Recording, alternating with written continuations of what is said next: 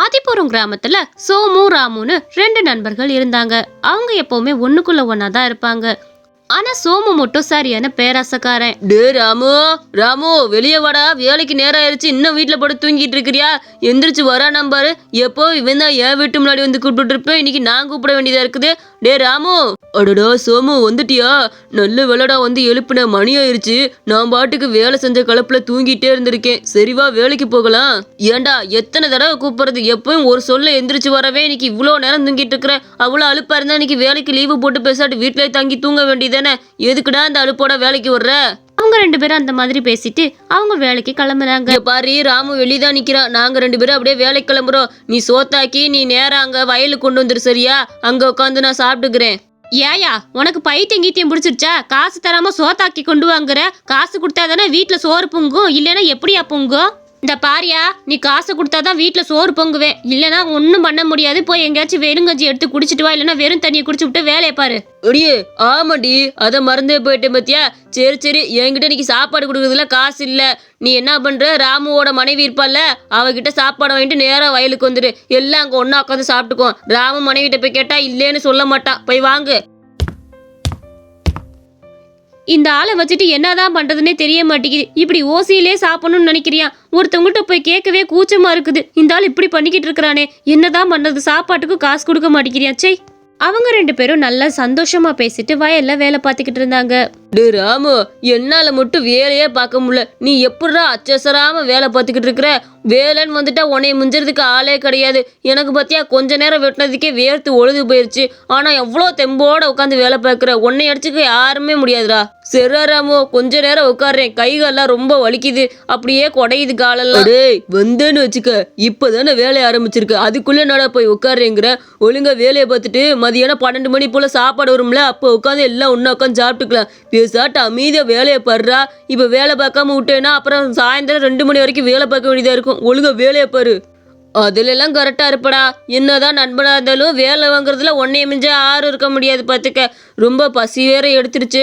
உன் பொண்டாட்டி எப்பதான் சாப்பாடு செஞ்சு கொண்டு வருவாளோ தெரியல. இன்னைக்கு வீட்லயே சாப்பாடு செய்யறதுக்கு காசு இல்லை. அதான் உன்னோட பொண்டாட்டிட்டே வாங்கிட்டு வர சொல்லியிருக்கிறேன். நீ எதுவும் கோச்சிக்காத, சரியா? அந்த மாதிரி அவங்க சந்தோஷமா பேசிட்டு வேலையை ஆரம்பிச்சிட்டு இருந்தாங்க. ஜோதி, ஒரே ஒரு உதவி மட்டும் பண்ணுமா. இன்னைக்கு சாப்பாடு செய்யறதுக்கு கையில காசு இல்ல. அதனால சாப்பாடு மட்டும் என் புருஷனுக்கு கொஞ்சமா எடுத்துட்டு போய்க்கவா நானு. அக்கா, என்னக்கா இப்படி கேக்குறீங்க? எல்லாத்துக்கும் சேர்த்து தான் ஆக்கியிருக்கேன், நீங்க கவலைப்படாதீங்க. என்னோட வீட்டுக்காரரு காலையிலே சொல்லிட்டாரு, இன்னைக்கு அவன் கையில எப்படி காசு இருக்காது, அதனால நீ சேர்த்தே சாப்பாடு செஞ்சிருன்னு. அதனால 4 பேத்துக்கும் செஞ்சிருக்கேன். ஜோதி, நீ இல்லைன்னா நான் ரொம்ப கஷ்டப்பட்டு போயிடுவேம்மா. இந்த ஆள் தினமும் வேலைக்கு போயிட்டு காசு சரியாவே கொண்டு வந்து கொடுக்க மாட்டேங்கிறியா. இப்படி பிசுநாரித்தனம் பண்ணினா என்னதான் பண்ண முடியும்? நாளைக்கு குழந்தை குட்டி நாய் போச்சுன்னா அந்த குழந்தைகளுக்கு எப்படிதான் சோறு போட முடியும்னு எனக்கும் தெரியலம்மா. அக்கா விடுங்கக்கா, அவர் பண்ணுறதும் நல்லதானே. அவர் குழந்தைகளுக்காக எதுவும் சேர்த்து கூட வச்சுருந்துருக்கலாம்ல. நீங்கள் ஒன்றும் கவலைப்படாதீங்க, நாள் போக போக எல்லாம் சரியாயிரும். சரி வாங்க, சாப்பாடை நான் தூக்கிக்கிறேன், குழம்பு நீங்கள் வச்சுக்கோங்க. அப்படியே நடந்து வயல் பக்கமாக போவோம் பேசிக்கிட்டே. கொஞ்சம் அப்புறம் ரிலாக்ஸாகவும் இருக்கும். சரி வாங்கக்கா போவோம். எப்பா ஒரு வழியாக எல்லா வேலையும் முடிஞ்சிருச்சுக்கா. இந்த சாம்பாரை கொதிக்க வைக்கிறதுக்குள்ளே போதும் ஆகி போயிடுது. விறகடுப்புனால எல்லாம் லேட் ஆகி போயிடுது. சரி வாங்க போவோம். ஜோதியே, நீ ஏன் கஷ்டப்பட்டுட்டு இருக்க? 2யுமே நானே தூக்கிட்டு வந்துடுவேன். நான் 2 குடம் தண்ணியை ஒரே நேரத்தில் தலையில் வச்சு தூக்கிட்டு போவேன். இது எனக்கு சிரமமாம்மா, பரவாயில்ல நானே தூக்கிட்டு வரேன். அவங்க 2 பேரும் அங்கேருந்து சாப்பாடையும் குழம்பையும் எடுத்துட்டு அவங்க வயலுக்கு கிளம்புனாங்க. என்னங்க வேலை பார்த்தது போதும், வந்து சாப்பிடுங்க. சாப்பாடெல்லாம் கொண்டு வந்தாச்சு, வாங்க எல்லாரும் ஒன்றா உட்காந்து சாப்பிடுவோம். ஆகா, என் தங்கச்சி வச்சாலே அந்த குழம்பு மனமோ தான். என்ன சாம்பார் வாசனம் அள்ளுதுமா. பாத்தியாடா என் தங்கச்சி எப்படி வச்சிருக்கான்னு? இதுதான் குழம்புனா. இதை உன் தங்கச்சிட்ட சொல்லு, எப்படி குழம்பு வைப்பா தெரியுமா? சாம்பாரை பருப்பு கழுவிட்டு மிச்ச தண்ணி இருந்தா எப்படி இருக்குமோ அதுதான் இருக்கும் அவன் வச்ச சாம்பாரு. அண்ணா அப்படிலாம் சொல்லாதீங்கண்ணா, அக்காவும் ரொம்ப நல்லா தான் வைப்பாங்க. சரி வாங்க, கையெழும்பிட்டு வாங்க, எல்லாம் சாப்பிடுவோம். ரொம்ப பசியில இருக்கீங்கன்னு நினைக்கிறேன். நல்ல பொரியல் கூட்டெலாம் வச்சு கொண்டு வந்திருக்கேன், சாப்பிடுங்க. அக்கா நீங்களும் உட்காந்து சாப்பிடுங்கக்கா, நான் உங்களுக்கு பரிமாறுறேன். நான் எல்லாத்துக்கும் சேர்த்து தான் எடுத்துட்டு வந்திருக்கேன். அவங்க 3 பேர்த்தையும் உட்கார வச்சு சாப்பாடை பரிமாறிட்டு இருந்தா. அப்பா அந்த இடத்துக்கு ஒரு சின்ன பொண்ணு வந்தா. அக்கா, முனியம்மா பாட்டி இருக்கிறாங்கல்ல, அவங்க உங்களுக்கு பிரியாணி கொடுத்துட்டு வர சொன்னாங்க. நீங்கள் அன்றைக்கி உங்களுக்கு சாப்பாடு இல்லைன்னு சொன்னதுக்கு சாப்பாடு கொண்டு போய் கொடுத்தீங்களாமே. இன்னைக்கு முனியம்மா பாட்டி ரொம்ப சந்தோஷமாக பிரியாணி செஞ்சுட்டு இருந்தாங்க. கண்டிப்பான்னு உங்களுக்கு கொடுத்துட்டு வர சொன்னாங்க. அதனால தாக்கா கொண்டு வந்தேன். இந்தாங்க பிரியாணி, நீங்கள் கண்டிப்பாக சாப்பிட்ருவீங்களாம். அடடா சரிம்மா, கூட நான் சாப்பிட்டுக்கிறேன். நீ போயிட்டு வாம்மா, பார்த்து போயிட்டு வா. அக்கா சாப்பிட்டுட்டு மறக்காமல் டிப்பனை கொண்டு வந்து கொடுத்துருங்க சரியா? பாட்டி இல்லைன்னா இனியா அடித்து பின்னி எடுத்துப்படும். உங்களுக்காக ஆசாசியான பிரியாணி செஞ்சு கொடுத்துச்சுக்கா. நீங்கள் கண்டிப்பாக சாப்பிட்டு ருசி எப்படி இருக்குன்னு சொல்லணும்னு சொல்லுச்சு. நான் போயிட்டு வரேன். தங்கச்சி அந்த பிரியாணி டப்பா என்கிட்ட கொடுமா. பிரியாணி தின்னு பல நாள் ஆச்சு, எனக்கு ருசி தேடுது வாய்க்கு. எப்படியாச்சும் அந்த பிரியாணி தின்னு போறேன், கொண்டா. இதில் என்னங்கண்ணா இருக்கு? இந்தாங்க நீங்களே சாப்பிடுங்க, தாராளமாக சாப்பிடுங்க. இந்தாங்க. ஏய்யா உனக்கு வெக்கமாவே இல்லையா? நீ திங்கிறதே ஓசி சோறு, இதுலயே அந்த பிரியாணியை கேட்டுக்கிட்டு இருக்க. அவளுக்காக அந்த பாட்டி ஆசாசையே செஞ்சு கொடுத்துருக்காங்க, அவ தான் சாப்பிடணும். ஒழுங்கு அந்த பிரியாணி டப்பாவை அவகிட்ட கொடு. இந்த சாம்பார் இன்னைக்கு நீ ஓசியா தான் சாப்பிட்றேன், ஞாபகத்தில் இருக்கட்டும். அக்கா என்னக்கா, அதனால என்ன? அவர் சாப்பிடட்டும், பாவம் அவருக்கு சாப்பிடணும்னு ஆசையா இருக்குல்ல, விடுங்க. இப்படி அவங்க எல்லாரும் ஒண்ணா உட்காந்து அன்னைக்கு சாப்பிட்டுக்கிட்டு இருந்தாங்க. என்னங்க, நாங்க 2 பேரும் கிளம்புறோம், நீங்க வேலை முடிச்சுட்டு நேரா வீட்டுக்கு வாங்க, அங்கிட்டு இங்கிட்டும் அலையாதீங்க சரியா? அவங்க 2 பேரும் வேலைகளை முடிச்சுட்டு வீட்டுக்கு கிளம்பலான்னு வந்துகிட்டு இருந்தாங்க. அவங்க 2 பேரும் சந்தோஷமா பேசிட்டு வந்துட்டு இருந்தாங்க. டே ராமு, நமக்கு மட்டும் லாட்டரி சீட்டு விழுந்துச்சுன்னா எவ்வளவு நல்லா இருக்கும். இப்போ லாட்டரியில கோடி கணக்கெல்லாம் ஜெயிக்கிறாங்க, அது மாதிரி நமக்கு விழுந்தா எவ்வளவு நல்லா இருக்கும் இல்லையாடா? டே சோமு, அதெல்லாம் எதுக்குடா? நம்ம லாட்டரியில வரும்லாம் நினைச்சிட்டு இருந்தா நம்ம வாழ்க்கை அதோட முடிஞ்சு போயிடும். அதனால நம்ம என்னைக்குமே உழைச்சி சம்பாதிக்கிறதா நீடிக்கும். நம்ம உழைச்சி சம்பாரிச்சா போதும்டா, விடு. இதெல்லாம் எதுக்கு ஆசைப்பட்டுக்கிட்டு இருக்க? ஆமா, உழைச்சி சம்பாரிச்சா காலம் முழுக்க உழைச்சிக்கிட்டே இருக்க வேண்டியதான். நம்மளுக்கு ஏதாவது ஒரு ஜாக்பாட் அடிக்க மாட்டேங்குதே. இந்த மாதிரி பேசிட்டு அவன் திரும்புறப்ப ஒரு பெரிய பணக்கட்டு அந்த இடத்துல இருந்தது. டேய் அங்க பாரா பணக்கட்டு. அடடா 1 லட்சம் இருக்கும் போட்டிருக்கே. ஐயோ, நமக்கு வந்து அடி ஜாக்பாட்டை பத்தியா? கடவுளுக்கு கண்ணு இருக்குன்னு. டே சோமு, இந்த பணம் நமக்கு வேணாம். இது கொண்டு போய் போலீஸ் ஸ்டேஷன்ல கொடுத்துருவோம். அவங்க யாருதுன்னு கேட்டு கொடுத்துட்டுண்டா. அவங்க எப்பேற்பட்டு கஷ்டப்பட்டு இந்த பணத்தை சேகரிச்சாங்களோ, எதுக்கு நமக்கு? அவங்க பாவம் நமக்கு வேணாம், கொண்டு போய் கொடுத்துடலாம் வா. டே நடிக்காதடா. உனக்கு இதுல இருந்து பணம் வேணும் அவ்வளவுதானே? நீ 50,000 ரூபா வச்சுக்கோ, நான் 50,000 ரூபா வச்சுக்கிறேன். 2 பேரும் நம்ம தொழில் ஆரம்பிச்சு நல்லா வருவோம். இதை விட்டுட்டு இப்படி கேட்கறத விட்டுவிட்டு அப்படியே சுத்தி வளைச்சு நீ கேட்க வேணாம். எனக்கே தெரியும் உனக்கு நான் கண்டிப்பா கொடுத்துட்டேன், நீ கவலையே பட வேணாம். இல்லடா சோமு, நான் அப்படி சொல்ல வரல, கொஞ்சம் புரிஞ்சுக்கோ. சொல்ல அந்த பணத்தை எடுத்துட்டு அவன் போயிட்டான். அவன் நேரா அந்த பணத்தை எடுத்துட்டு போலீஸ் ஸ்டேஷனுக்கு போனான். சார், இந்த கம்ப்ளைண்ட் எடுத்துக்கோங்க. அங்க மரத்து கீழே ஒரு 1 லட்ச ரூபா பணம் கிடந்துச்சு சார்.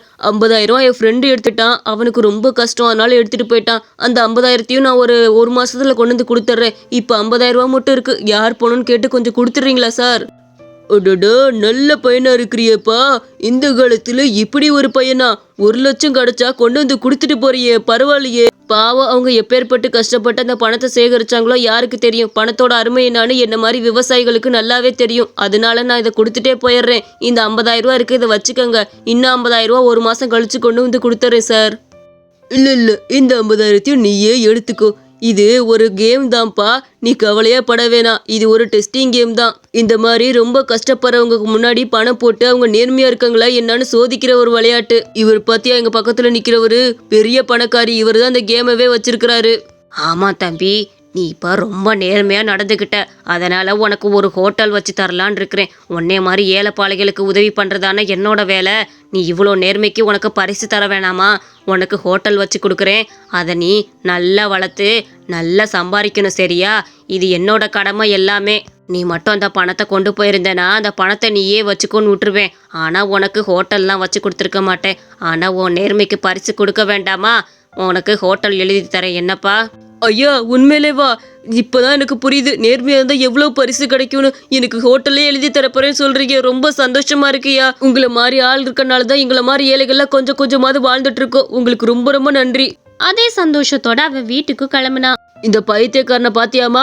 போய் பணம் கிடைச்சதை போய் போலீஸ் ஸ்டேஷன்ல கொடுத்துட்டு வந்திருக்கான். அவங்க யாருன்னு கேட்டா அவங்களுக்கு கொடுத்துருவாங்க. இவனுக்கு எந்த லாபமும் கிடைக்காது. இவனை மாதிரி ஒரு கேன போய் இந்த உலகத்துல இருக்கவே முடியாது. டேய், நீ வேற. என்னோட நேர்மை கிடைச்ச பரிசு என்ன தெரியுமா? ஒரு பெரியவர் இது ஒரு போட்டியா வச்சிருந்தாராமா. யார் நேர்மையா இருக்கிற பாக்குற போட்டியாமா. அந்த போட்டியில நான் ஜெயிச்சிட்டேன்னு சொன்னாரு. எனக்கு ஒரு ஹோட்டல்ல எழுதி தரேன்னு சொல்லிட்டாரா. அந்த பெரியவர் ரொம்ப பெரிய பணக்காரராமா. அந்த போட்டியில நான் ஜெயிச்சிட்டேன் தெரியுமா? என்னங்க சொல்றீங்க? ஹோட்டல் எழுதி வைக்கிறேன்னு சொன்னாரா? அட, அவ்வளோ பெரிய நல்ல மனுஷனா? பரவாயில்லையே. உங்க நேர்மை கிடைச்ச பரிசை பாத்தீங்களா? டே, பரவாயில்லையடா. நான் கூட என்னமோ நினைச்சேன். பரவாயில்லையே, நீ நேர்மையா இருந்ததுக்கு பெரிய பரிசா உனக்கு கிடைச்சிருச்சு. இந்த 50,000 ரூபாய் ஒரு விஷயமா? ஹோட்டல் முன்னாடி பெரிய ஹோட்டல் தர்றது ரொம்ப பெரிய விஷயம்டா. இதுக்கு தாண்டா சொன்னேன், என்னைக்கு நம்ம நேர்மையா இருக்கணும். அதுக்கான பரிசு நமக்கு கண்டிப்பா வந்து சேரும். நம்மளும் எல்லா விஷயத்துலயும் கண்டிப்பா நேர்மையா இருப்போம். நமக்கான பரிசு நமக்கு வந்தே சேரும். இந்த கதை உங்களுக்கு பிடிச்சிருந்துச்சுன்னா மறக்காம நம்ம அனிமேஷன் ஸ்டோரிஸ் சேனலுக்கு சப்ஸ்கிரைப் பண்ணிக்கோங்க.